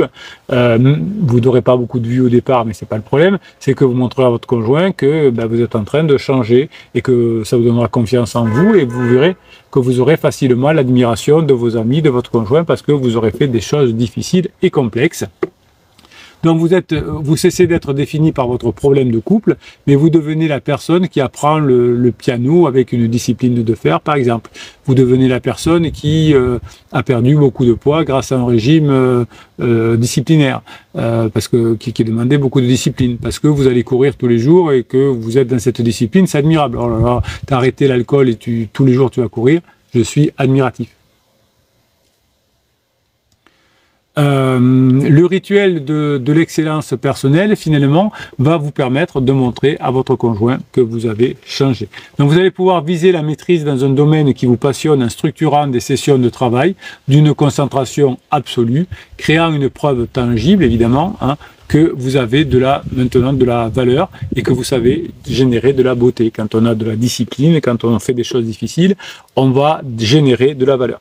Alors je vous conseille souvent de faire de quelque chose un peu difficile et admirable un side business également, à partir d'une passion, le jardinage, la musique, on l'a vu, l'écriture, la grammaire, les maths, hein, vous pourrez donner des cours et des choses comme ça. Non seulement ça vous donnera une facilité financière, parce que c'est vrai que pendant une crise de couple, si votre conjoint fait un peu n'importe quoi, vous avez du mal parfois à joindre les deux bouts et pouvoir prendre autant de formation et de coaching que vous voudriez. Donc le fait de faire un side business, ça vous permet d'être admirable et d'avoir une sérénité financière qui vous permet de faire plus de choses, d'apprendre, d'avoir de la connaissance, d'apprendre de la valeur, mais aussi continuer à faire plaisir à vos enfants, à sortir, etc. Donc tout ça, c'est important.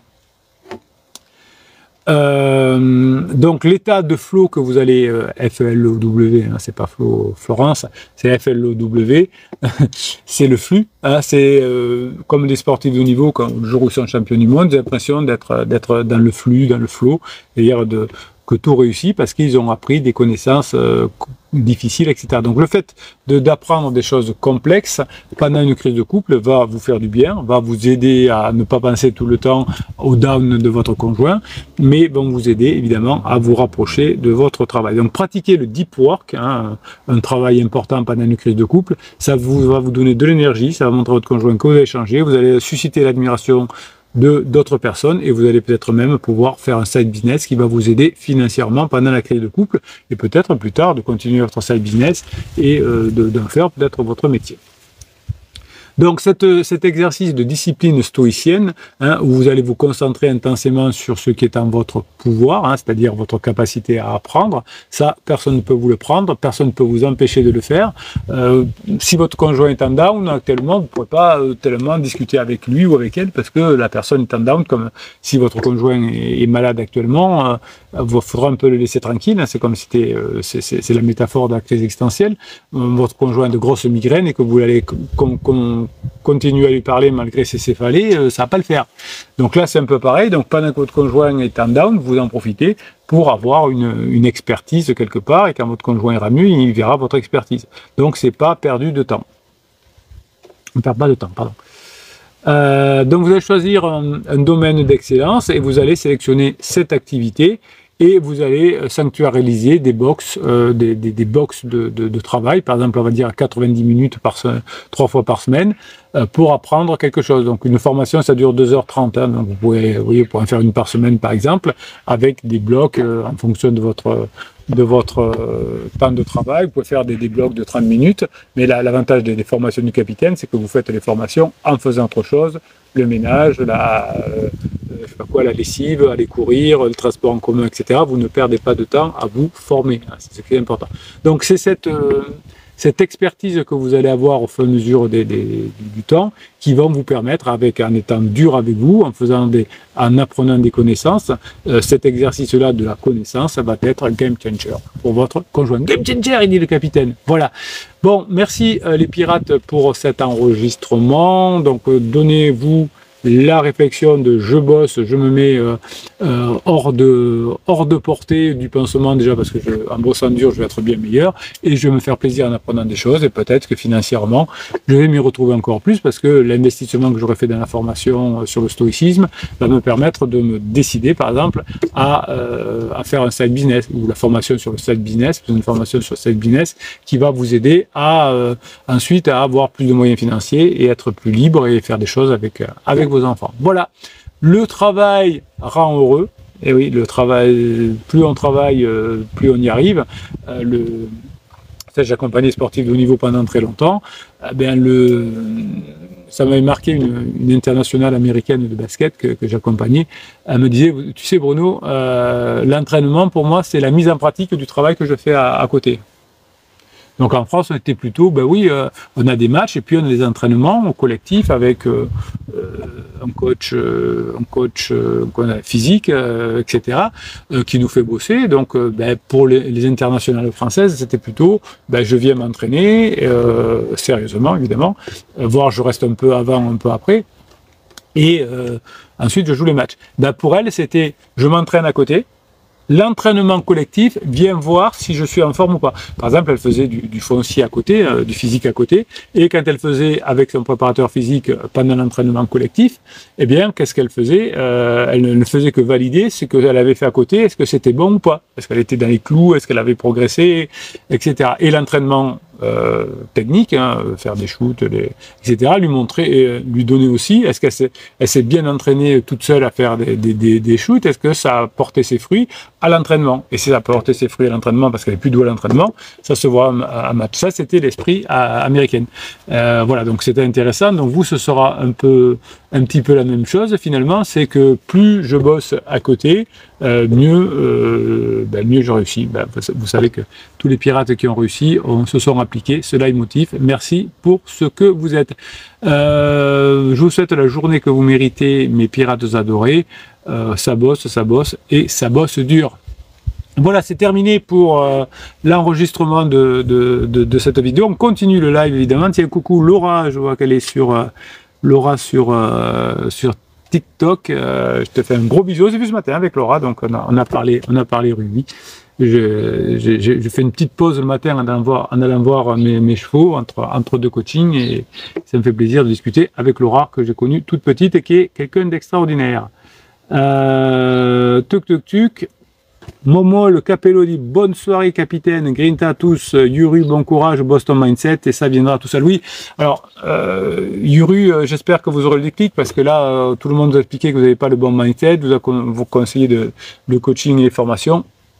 Vous voyez, on ne peut pas faire plus que vous dire ce qu'il y a à faire. Après, si vous ne le faites pas, vous préférez rester en souffrance, c'est comme ça. On vous aimera quand même, évidemment. Alors, je bois un petit coup. Quelle heure est-il? 13h47. Bon, je prépare un coaching, mais qu'à 14h15 pour avoir un peu de temps, donc ça va.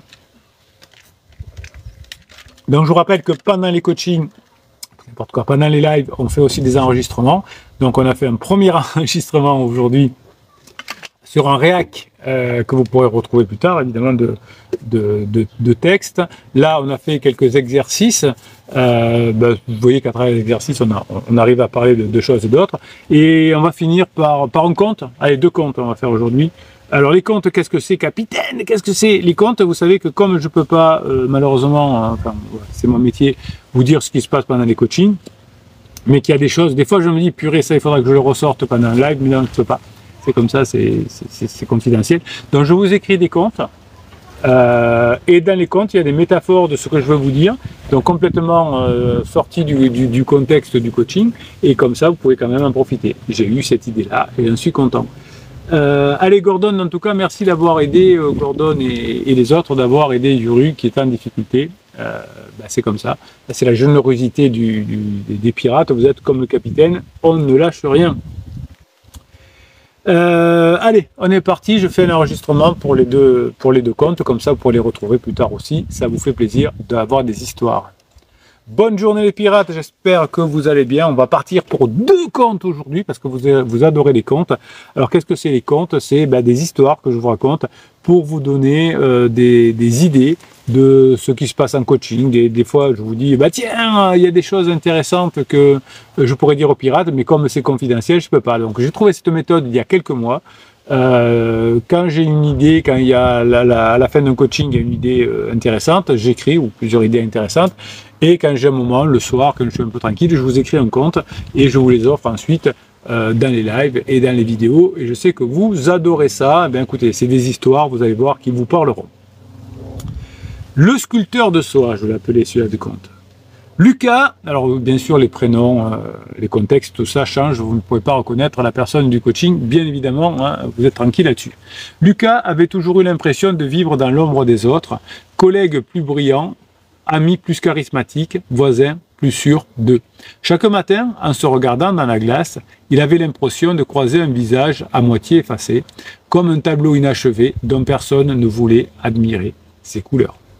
Un soir d'automne, en traversant les ruelles de Lyon, il tomba sur une vieille galerie fermée depuis des années.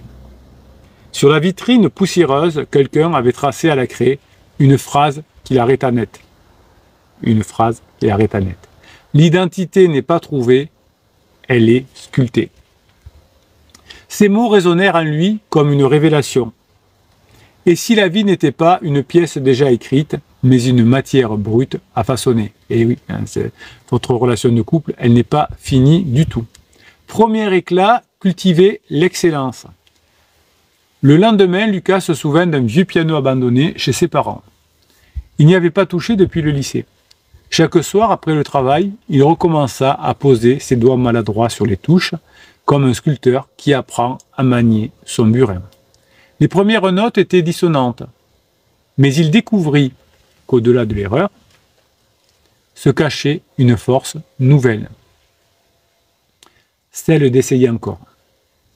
Un soir, une voisine qui l'écoutait derrière la porte lui dit « Vous ne savez pas à quel point vos notes me font du bien. » Ah, vous me dites ça aussi, vous ne savez pas, capitaine, à quel point vos messages nous font du bien. Ah, tiens, je comprends pourquoi j'écris ça. Je vais avoir eu ce message-là juste avant. Vous ne savez pas à quel point vos notes me font du bien. Lucas sourit. Pour la première fois depuis longtemps, il sentait que quelque chose en lui devenait magnétique. Il décida alors de sortir de son cocon. Au lieu de ses trajets, métro, boulot, dodo, il commença à s'inscrire à des clubs, à rencontrer des passionnés de littérature, de randonnée, de photographie. Chaque nouvelle rencontre était comme une couleur qui s'ajoutait à sa toile intérieure. Il comprit qu'on ne construit pas seul, on se sculpte au contact des autres, comme un artiste qui polit sa pierre en échangeant ses outils avec d'autres mains. Les pirates, vous êtes d'autant plus efficaces que vous échangez entre vous les bons conseils que vous trouvez dans les formations. Un soir, il se lança dans un défi qu'il n'aurait jamais osé, s'inscrire à un concours amateur de piano dans un petit théâtre de quartier. Oui, la peur le paralysait. Mais en montant sur scène, il comprit que l'audace mesurée n'est pas un danger, c'est une naissance. Ses mains tremblèrent. Les premières notes hésitaient. Puis, peu à peu, le silence de la salle se transforma en écoute suspendue. Quand il a eu fini, les applaudissements n'étaient pas ceux d'un grand pianiste, bien sûr, mais ceux d'un homme qui avait osé révéler un morceau de son âme. Lucas découvrit aussi l'art de transformer chaque instant banal en fragment d'éternité. Préparer un café le matin devient un rituel esthétique. Marcher dans les rues prit la dimension d'une exploration. Rire avec des inconnus dans un bus devint une scène digne d'un film. Sa vie n'avait finalement pas changé de décor, mais il avait appris à en sculpter la lumière. C'est dans ce théâtre où il jouait parfois qu'il rencontre Élise, une illustratrice qui croyait, elle aussi, que l'existence était une œuvre en cours. Elle lui dit un jour, « Tu sais, les gens passent leur vie à chercher qui ils sont. Comme si c'était un trésor caché.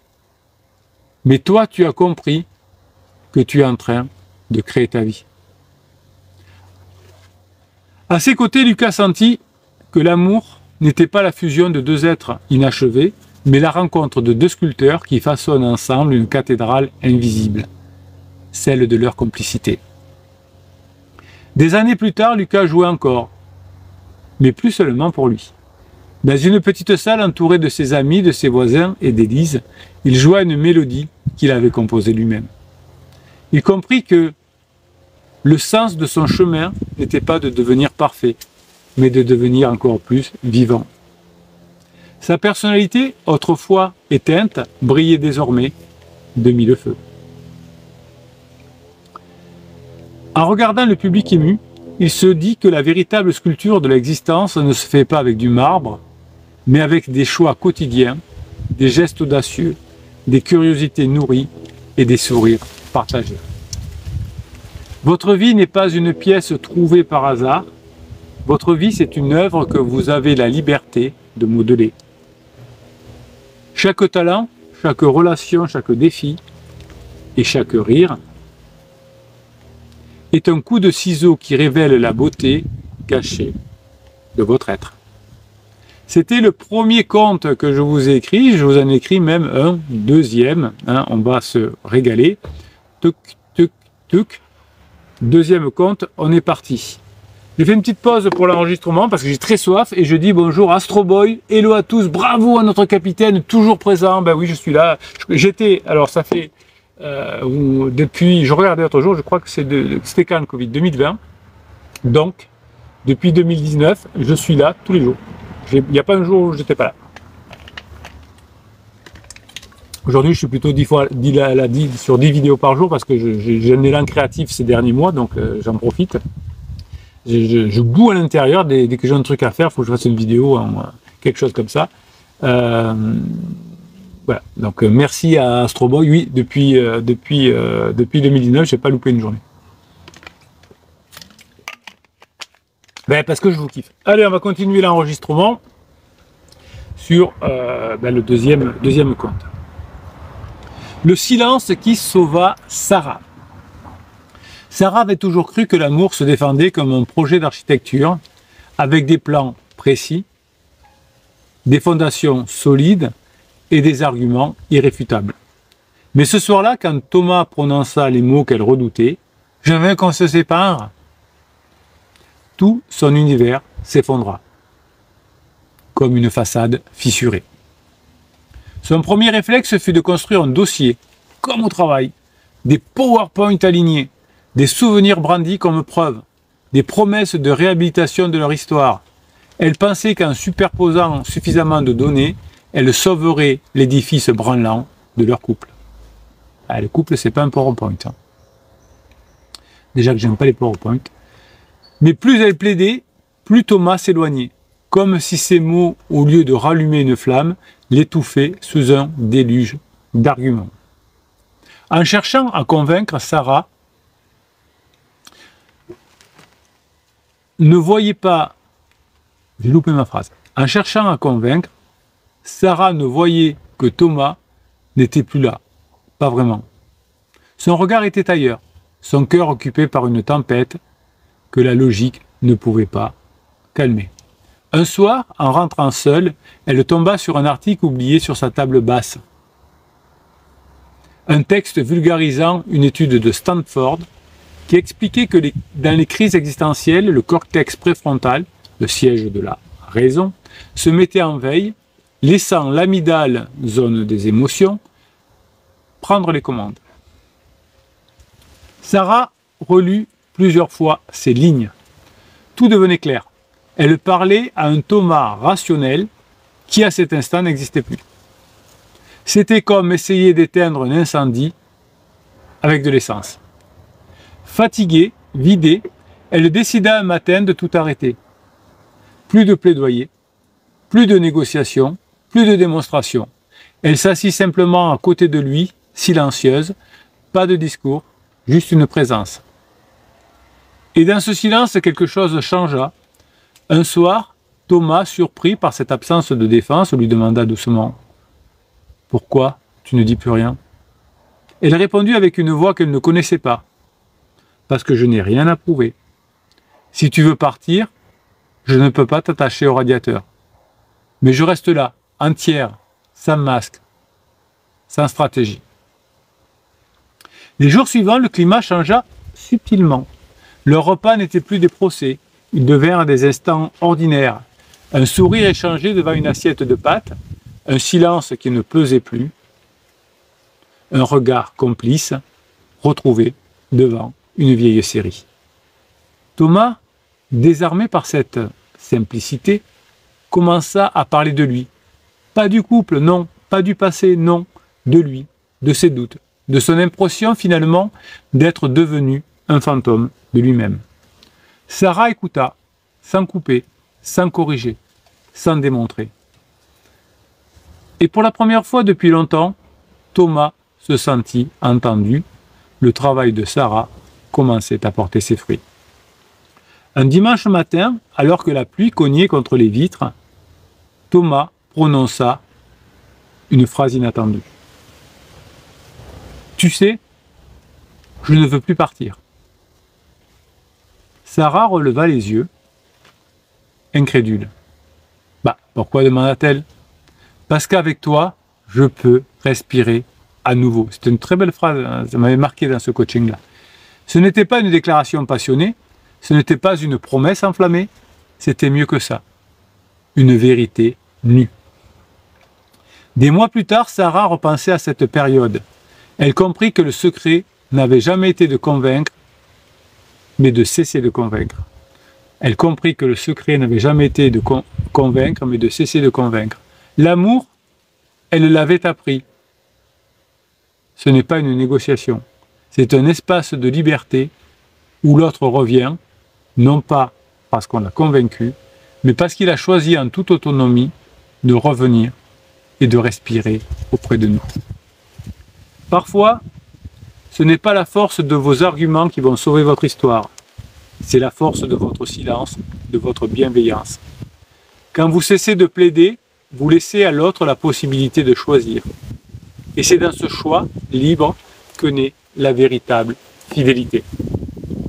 Voilà, c'est des extraits de coaching, entre guillemets. Alors, c'est pas vraiment des extraits de coaching, puisque c'est tellement englobé. D'ailleurs, j'ai une petite anecdote où j'ai reçu, la dernière fois que j'ai fait cette lecture de couple, c'était la semaine dernière, un message en disant « Merci capitaine d'avoir lu mon histoire », enfin d'avoir parlé de mon histoire, alors que c'était pas du tout son histoire, mais souvent, ben voilà, comme les histoires se ressemblent et que c'est métaphorique, on arrive à se projeter dessous, voilà. Bon, en tout cas, merci pour avoir écouté ceci. Si vous voulez participer, avoir une formation gratuite, il suffit d'aller dans le descriptif de cette vidéo, hein, vous avez un lien, vous avez les 350 formations, les 6 types de coaching, le canal Facebook et Telegram, et bien sûr la formation que je vous offre, le best-of, vous retrouverez ça, tout ça dans le descriptif de cette vidéo. Mes pirates adorés, voilà pour les histoires du jour, je vous quitte et je vous kiffe grave, passez la journée que vous méritez. Voilà, c'était le 3e et dernier enregistrement. Ben, merci pour tous ces messages. Alors, on espère que Yuru, on vous a donné plein de positifs, on vous a donné toute notre grinta, notre aide, on vous encourage, on vous donne les bonnes idées. On espère, on prie pour vous pour que vous ayez le déclic Yuru, que vous changiez de mindset. Et si vous arrivez, que vous, en changeant ce mindset-là, vous aurez beaucoup plus de probabilité d'y arriver. Et on sera heureux quand vous nous direz, capitaine, grâce à vous, grâce aux pirates, j'y suis arrivé aussi. Et on vous répondra, c'est grâce à votre travail, Yuru. Voilà, bon, ben, ça n'est pas encore là.